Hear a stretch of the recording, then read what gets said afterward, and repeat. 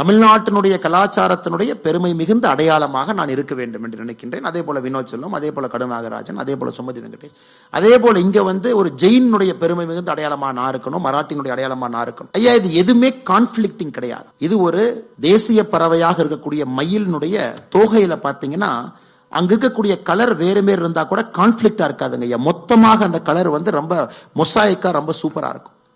இதே தமிழகத்தில் இருக்கக்கூடிய சில அரசியல்வாதிகள் புரிந்து கொள்ள மறுக்கின்றார்.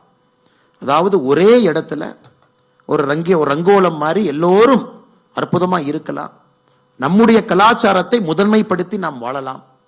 ஆனா இந்தியா என்கின்ற கொடைக்கு கீழே, அம்பர்லாக்கு கீழே நாம் எல்லோரும் இந்தியர்கள் முதல்ல, அதன் பிறகு நம்முடைய கலாச்சாரத்தினுடைய அடையாளமாக, பெருமை மிகுந்த அடையாளமாக நாம் இருப்பதிலே எந்த தவறும் இல்லை என்பதை எங்கிருக்கக்கூடிய அரசியல்வாதிகள் புரிந்து கொள்ள மறுக்கின்றார்கள். அதனுடைய அரசியல் வெளிப்பாடு தான் 40-50 வருஷமா அந்த வடக்கு தெற்கு.